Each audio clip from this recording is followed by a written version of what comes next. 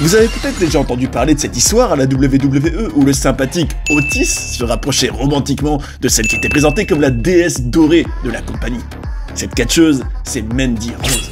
Alors qu'elle semblait promise à un grand avenir dans la division féminine, en ayant même un règne historique du côté de NXT, elle a fini au cœur d'un scandale, ce qui a posé une grande question parmi les fans de catch.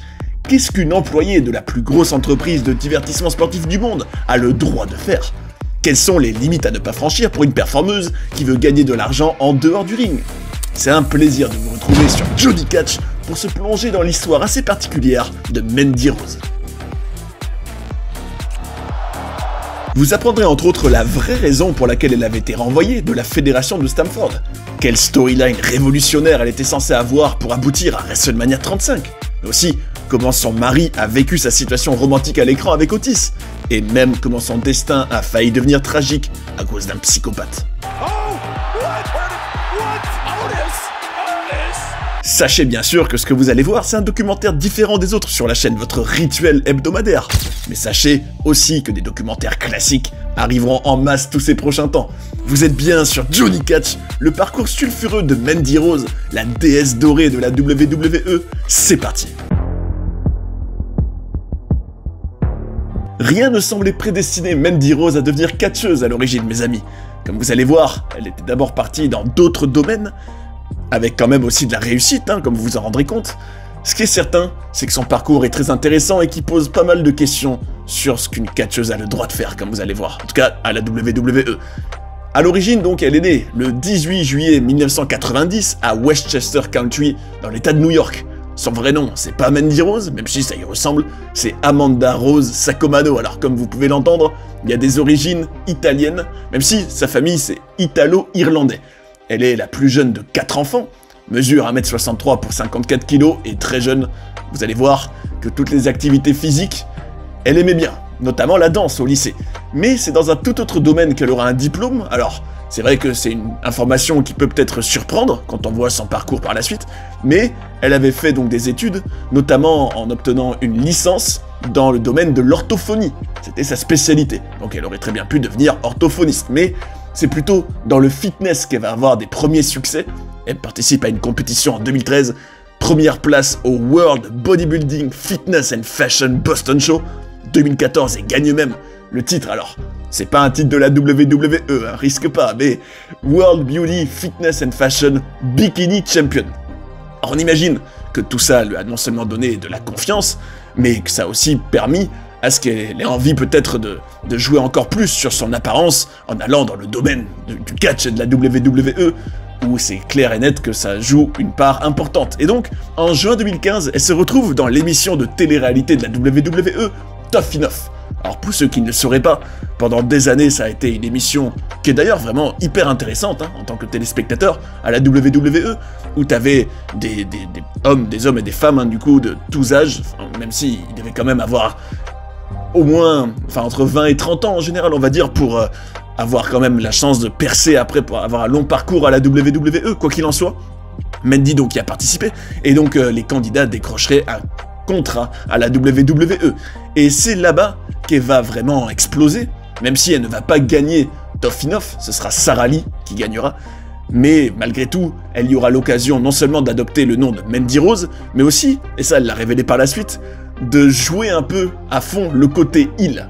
Le côté un peu je suis là grâce à ma beauté, je m'en fiche un peu de tout ce qui est in-ring. En tout cas, elle a avoué qu'elle jouait pas mal sur ça, parce que maligne comme elle est, la Mandy, elle sait aussi qu'à la WWE, on apprécie la capacité de jouer un rôle. C'est quand même la base du catch. Et donc, ça lui permettra quand même d'avoir un contrat à la WWE malgré le fait de ne pas avoir gagné. C'est d'ailleurs à signaler qu'elle avait été éliminée dans l'épisode du 28 juillet, mais qu'elle avait été sauvée par The Miz, qui n'avait sûrement pas été insensible à son charme. En tout cas, par la suite, donc grâce à Tough Enough, elle a le contrat de 5 ans à la WWE. Elle apparaîtra dans l'émission Total Diva, qui est une autre télé-réalité plus axée donc sur la division féminine de l'époque. Et son parcours à partir de là, ça va être une montée en puissance, alors qu'a pris du temps. Ça a pris du temps. On n'a pas vraiment tout de suite cru en elle. Même s'il y a eu quand même des accomplissements, comme vous allez voir. Donc elle avait débuté à NXT dans un événement non télévisé fin janvier 2016, et donc ce n'est qu'en août qu'elle aura sa première apparition télévisée là-bas. Et bon, rien de vraiment hyper significatif à NXT pendant quand même un certain temps, jusqu'à ce qu'en novembre 2017, elle débute à Monday Night Raw, dans ce qui sera finalement, alors ouais, la caractéristique majeure de ces années à la WWE, à l'exception de la toute fin, le catch par équipe. C'est dans ce domaine qu'elle va avoir le plus d'apparitions, et plus précisément avec Sonya Deville, sa grande amie dans la vraie vie, et donc son début à Raw en novembre 2017 était aux côtés de Sonya Deville, mais aussi de Paige, et ensemble ils avaient formé une faction qui s'appelait Absolution. Alors c'est vrai que le nom sonne bien, et c'est vrai que par la suite, c'est vraiment dans ce registre-là qu'on la verra le plus. Elles avaient attaqué Sasha Banks, Bayley et Mickie James, elles devenaient donc des heels, hein. Et elle a aussi la chance, dans, on va dire, cette époque-là, d'être dans une période de la WWE où on cherche à mettre encore plus en avant le catch féminin, en faisant des choses nouvelles, notamment le premier Royal Rumble féminin de tous les temps, auquel elle participera, en début d'année 2018, où elle sera éliminée par la légende Lita. Sinon, c'est à signaler qu'il y a eu, alors vous allez voir, il y a eu 2 petits clashs dans tout ce parcours avec des collègues à elle, qui lui reprochaient des choses liées au in-ring par exemple. Alors c'est très, quand même surprenant des années plus tard à voir, mais bon, c'est aussi ça la réalité des catcheuses, hein. Parfois il y a de la jalousie, parfois il y a des rivalités internes. Par exemple avec Bianca Belair, il y avait eu un petit clash à l'époque parce que Bianca Belair lui reprochait d'avoir une prise trop similaire à la sienne.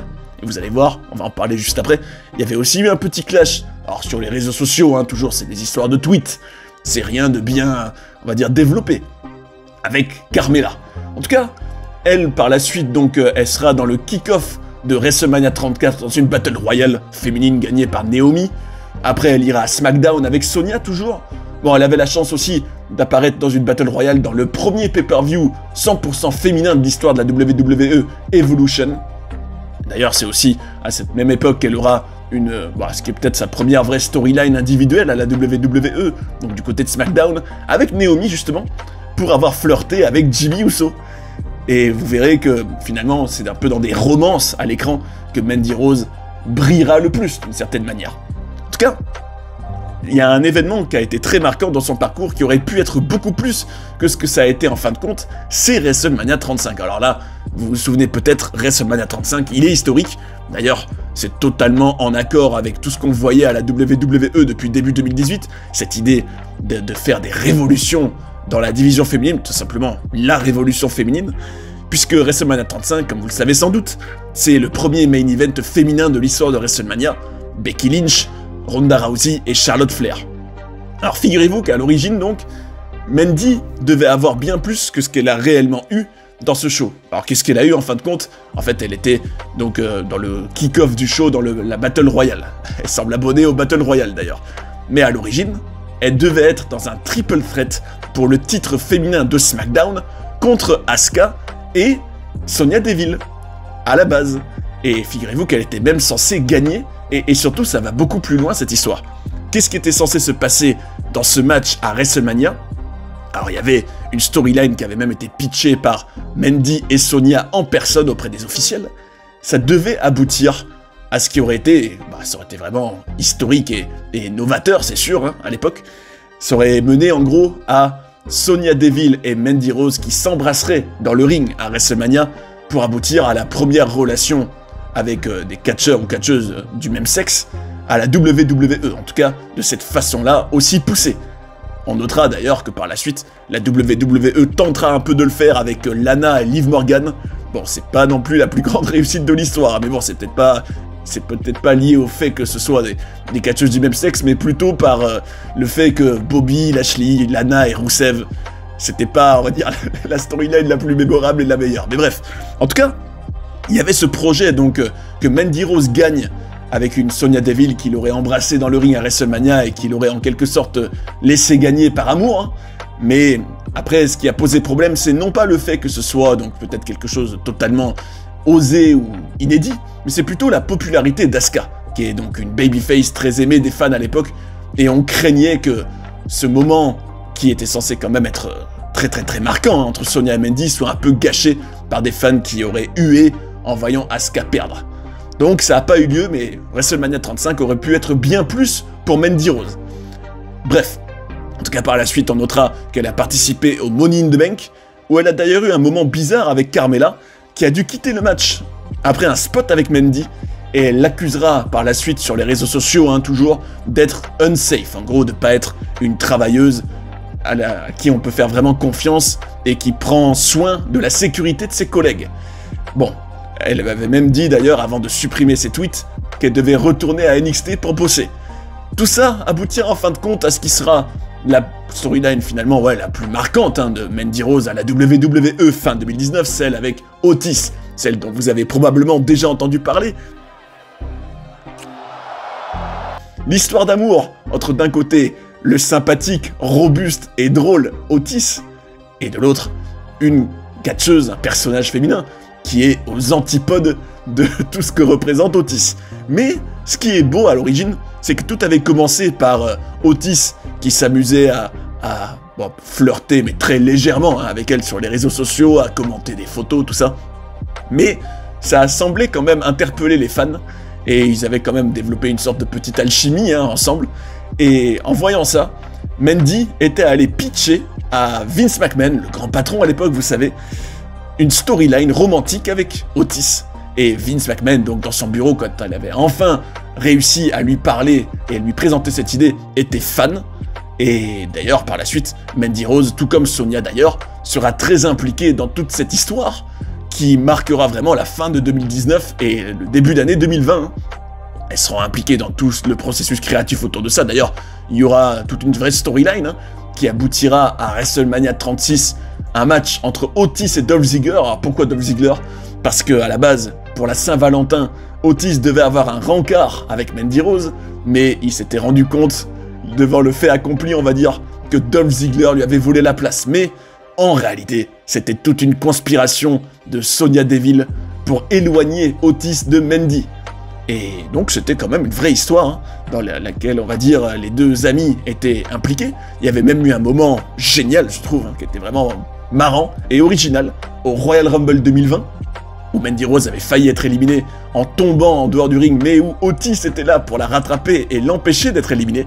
Pour l'anecdote, elle a même révélé que ce jour-là, elle avait une tenue qui à elle lui plaisait beaucoup, mais qui s'est quand même, on va dire, enfin, qui a attiré un peu des ennuis pour Mandy Rose en coulisses, parce que sa tenue était a priori un peu trop révélatrice aux yeux de certains. Et figurez-vous d'ailleurs que pour le petit ami de Mandy Rose, Tino Sabatelli, à ce moment-là, c'était pas du tout un problème cette storyline romantique avec Otis, qu'au contraire, il la soutenait à 100%, même si c'est vrai que elle a avoué que ça faisait quand même parfois bizarre, mais pour lui en tout cas ça n'a pas été un souci du tout. Quoi qu'il en soit, donc tout ça aboutira à WrestleMania 36, mais curieusement, on surfera pas à fond sur la vague d'intérêt des fans et de popularité que cette storyline avec Otis avait généré, malgré le fait que ils étaient ensemble hein, après WrestleMania 36 à l'écran.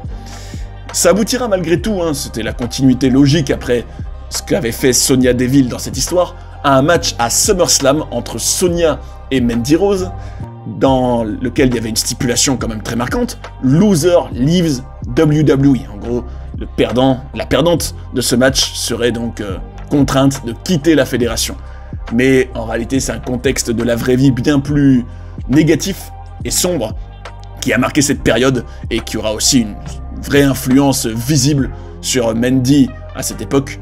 Tout simplement un incident impliquant un fan qui avait passé des années à harceler Sonya Deville sur les réseaux sociaux et qui avait même projeté pendant 8 mois de la kidnapper.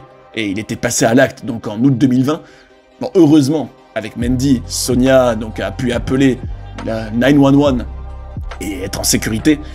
Mais c'est quand même à noter que ce type-là avait été retrouvé avec un couteau, des menottes en plastique, du scotch, et il sera condamné à 15 ans de prison. Alors vous imaginez bien à quel point cet incident peut être traumatique pour Mandy et pour Sonya. Hein. Et c'est sûr que par la suite, on sentait que quelque chose avait peut-être changé chez Mandy Rose en termes peut-être d'innocence ou de bonheur qu'elle pouvait dégager. Et ça va aussi d'ailleurs se retrouver dans le booking de Mandy Rose par la suite, parce que alors qu'elle venait de battre Sonya à SummerSlam et donc d'obtenir une grosse victoire, la WWE capitalisera pas du tout sur, on va dire, ce momentum qu'elle avait, en la reléguant en quelque sorte à nouveau au catch par équipe, puisque par la suite, elle sera du côté de Raw, où elle formera une team avec son amie Dana Brooke. Alors elle a vu le positif de la situation, hein, Mandy, en disant que c'était cool de catcher avec une de ses amies, mais elle sentait malgré tout qu'elle n'était pas une priorité de la compagnie, ce qui est quand même étonnant. C'est vrai qu'on se dit, elle a fait beaucoup réagir sur les réseaux sociaux dans la storyline avec Otis, et c'est vrai que elle a quand même le look d'une star, hein, Mandy Rose, mais malgré tout, on semble préférer d'autres catcheuses à elle, et bref, le fait est que à l'automne 2020, donc elle est avec Dana Brooke du côté de Monday Night Raw, donc en catch par équipe. On notera une élimination au Royal Rumble 2021 par Rhea Ripley, exemple d'une catcheuse tout comme d'autres, hein, Rhea Ripley, Bianca Belair, Sasha Banks, qui semble avoir beaucoup plus la cote que Mandy, et il sera temps, quelques mois plus tard, d'avoir le premier gros cap de sa carrière, qui va lui apporter bien plus de succès, et ça on va le voir dans le prochain chapitre.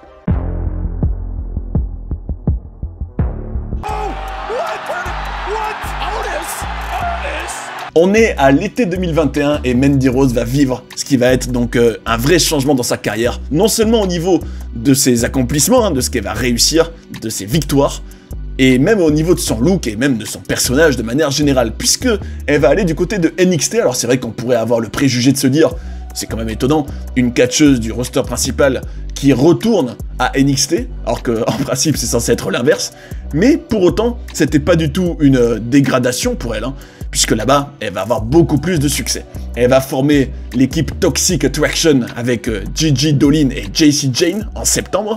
Elle va aussi faire un relooking, elle va devenir brune, et concrètement, par quoi tout ça va se traduire?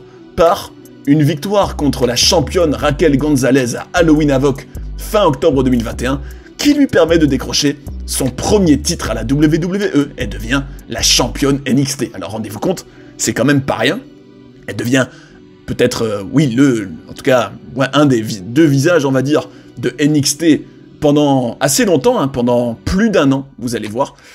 Pourquoi? Parce qu'elle va avoir des défenses de titre au fil des mois contre Cora Jade, encore contre Raquel, parfois des matchs à plusieurs, hein, contre Io Shirai, qu'on connaît aujourd'hui comme Io Sky, contre une certaine Wendy Choo, Roxanne Perez, Alba Fire, en tout cas, elle a eu un long règne, et elle va même aller encore plus loin dans le côté, on va dire, marquant de ce règne. Pourquoi? Parce qu'en septembre 2022, figurez-vous qu'elle va avoir un match d'unification des titres NXT et NXT UK, contre Blair Davenport et la championne, donc NXT UK, Meiko Satomura, à Worlds Collide.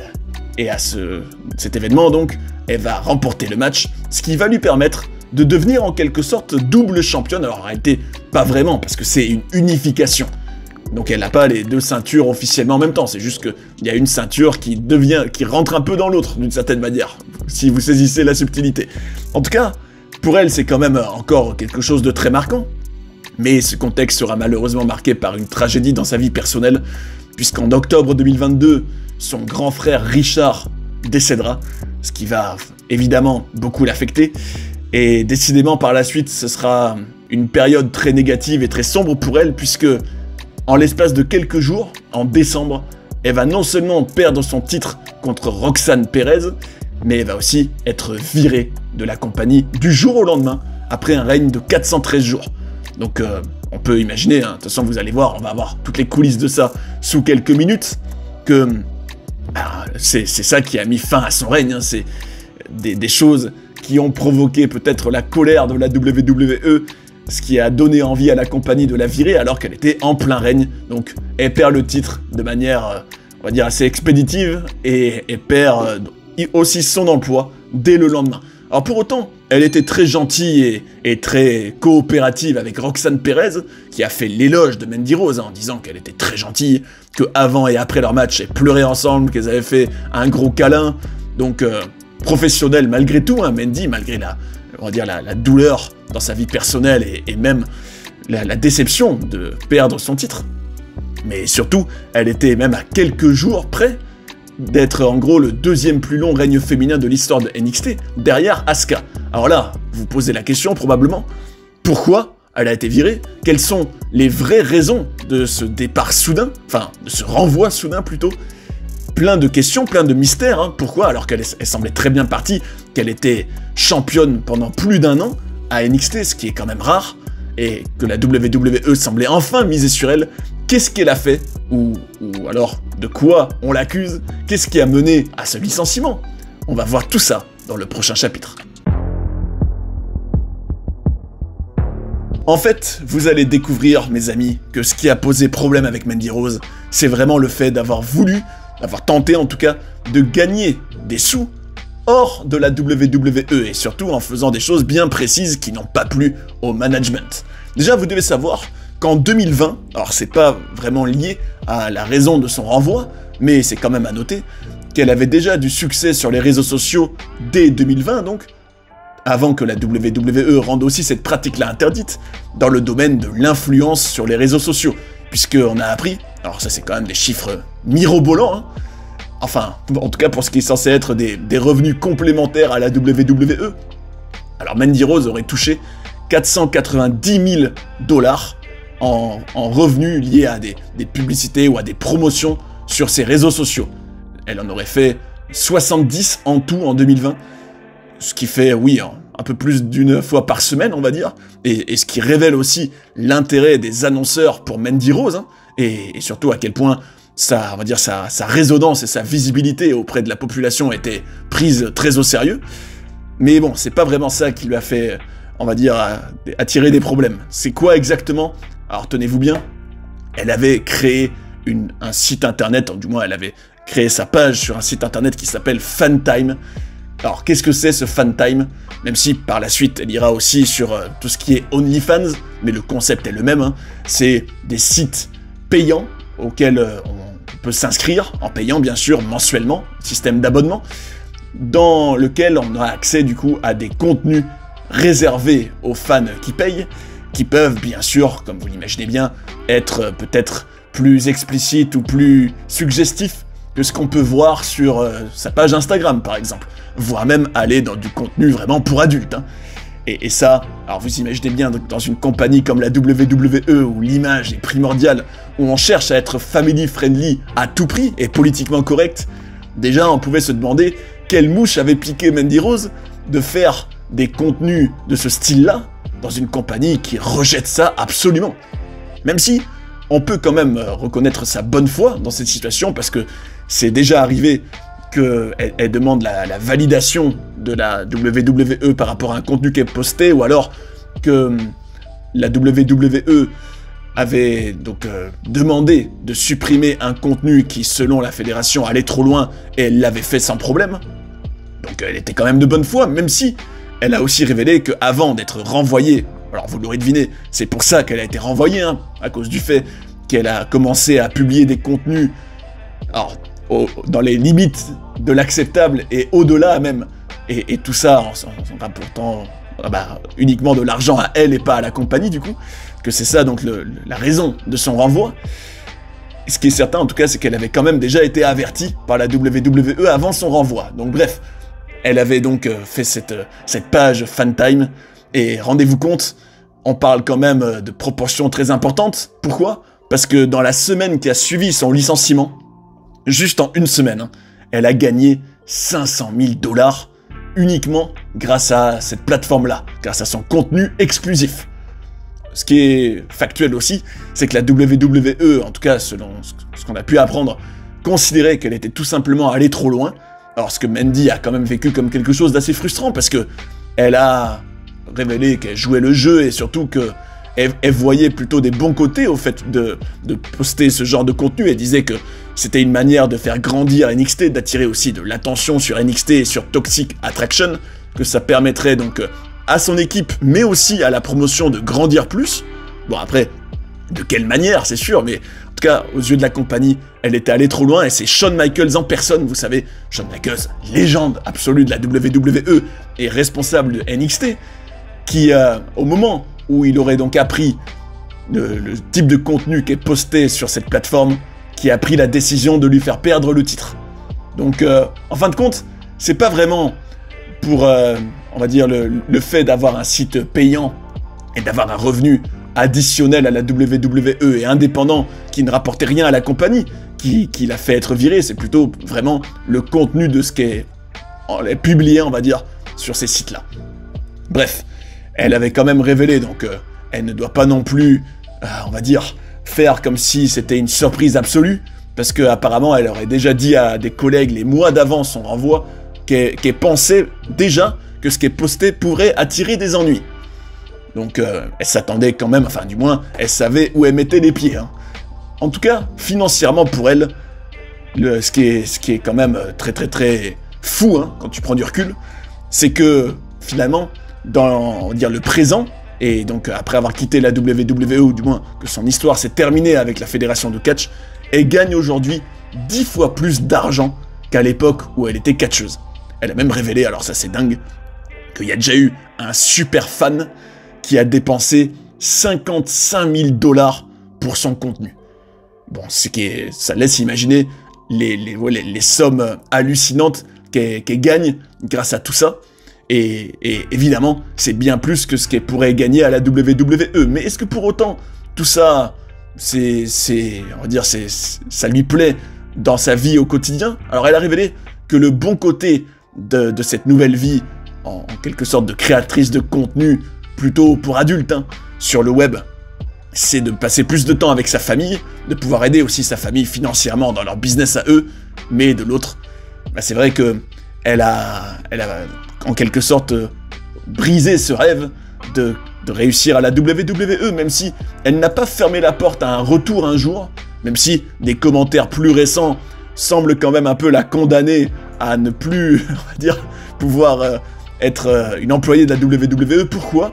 Parce qu'au moment où la catcheuse Stephanie Wacker est devenue première championne NXT et nord-américaine de tous les temps, en tout cas la WWE l'a présentée comme la première double championne de l'histoire de NXT, elle avait dit que la WWE était pathétique parce que elle-même qu'on se considère comme la première double championne de l'histoire de NXT, même si c'est sûr qu'on pourrait quand même lui dire « Ouais, mais Mandy, toi, c'était une unification de titres, c'est pas d'avoir les deux ceintures en même temps. C'est pas exactement pareil. » En tout cas, pour elle, on ne sait pas de quoi l'avenir est fait. C'est vrai qu'elle a développé d'autres business en parallèle du catch depuis. Alors, il y a non seulement tous ces contenus exclusifs qui lui rapportent beaucoup d'argent, mais il y a aussi un podcast qu'elle fait avec son mari, qu'elle a épousé fin 2024, sachant qu'ils étaient fiancés depuis 2022, qui est lui aussi de la WWE à la base. Alors son nom dans le catch c'est Tino Sabatelli, et ensemble ils font le Power Alpha Podcast sur la chaîne YouTube de Mandy. Et c'est quand même assez, on va dire, populaire auprès on va dire des internautes, et ça marche plutôt bien pour elle, puisqu'elle a 82 000 abonnés à ce jour sur sa chaîne YouTube. Elle a aussi créé la marque Amarose, qui est une marque de produits cosmétiques pour les femmes. Donc, on peut peut-être penser qu'à l'instant T, en tout cas, un retour à la WWE semble, ce qui semble inenvisageable, en tout cas pas d'actualité, ça c'est sûr, et que, on va dire, sa vie et ses business qu'elle a pu mettre en place grâce à, on va dire, la célébrité qu'elle a acquise à la WWE lui permettent largement d'être indépendante financièrement. Et elle a quand même dit que ce serait vraiment pour ses fans à qui elle manque à la WWE qu'elle aurait peut-être l'envie de revenir. En tout cas, on ne sait pas de quoi l'avenir de Mandy Rose est fait, dans le catch en tout cas. Et on peut malgré tout avoir des regrets, hein. On peut se dire que sans ces histoires de contenu payant, elle aurait peut-être eu un règne encore plus long et historique du côté des NXT, qui lui aurait peut-être permis d'aller dans le roster principal, ou du moins d'y revenir, pour avoir peut-être un meilleur parcours que ce qu'elle y a eu dans un premier temps. On peut aussi avoir le regret que la WWE a pas, on va dire, misé à fond sur elle en 2020, au moment où elle était peut-être la plus au cœur de storyline importante là-bas. C'est sûr qu'il y a des regrets, mais bon. Ce qui est certain aussi, c'est que tout ça pose des questions. Est-ce qu'une catcheuse peut gagner à la WWE, ou du moins a le droit? Ça, c'est des débats importants que cette situation pose. Est-ce qu'une catcheuse peut se faire des revenus complémentaires en parallèle au catch ou pas? Dans quelles limites? Jusqu'où peut-elle aller? Ce qui est certain, c'est que le cas de Mandy Rose pose plein de questions et qui reste quand même très intéressant, et qu'en fin de compte, on peut espérer que malgré tout, la déesse dorée de la WWE, revienne quand même un jour à ce qui a été sa passion pendant des années, le catch et la WWE. Et c'est ainsi que se termine notre documentaire sur Mandy Rose. Alors comme on a pu le voir, elle a eu un parcours marquant à la WWE, qui aurait même pu être encore meilleur si la fédération avait pleinement cru en elle, ou si son talent dans le ring avait été à la hauteur, on va dire, de son apparence. Un reproche qui est quand même revenu à diverses reprises dans sa carrière. En fin de compte, c'est bel et bien son physique qui lui aura permis de devenir totalement indépendante financièrement, en gardant néanmoins le regret de peut-être pas avoir exploité son plein potentiel dans le catch. En attendant, j'ai un débat à vous proposer, mes amis. À vos yeux, une catcheuse de la WWE devrait-elle avoir une liberté totale sur ses revenus et les contenus qu'elle décide de rendre publics? Venez en parler dans les commentaires, je suis bien curieux de savoir votre avis. En tout cas, vous le savez, chaque semaine maintenant, j'ai le plaisir de vous retrouver pour un documentaire concept sur une superstar actuelle. Alors dites-moi, sur quelle superstar vous avez envie de voir un documentaire prochainement? Ce sera intéressant de voir qui suscite le plus votre intérêt en ce moment et de partager nos ressentis, parce que c'est le catch comme on l'aime. D'ailleurs, si vous avez envie de regarder un documentaire sur un personnage extraordinaire comme l'Undertaker, cette playlist est faite pour vous. Ou sinon, allez ici pour découvrir plein de controverses et coulisses de la WWE. J'espère que vous avez passé un bon moment et je vous invite à rester sur Johnny Catch pour voir d'autres vidéos. A tout de suite. Acknowledge me!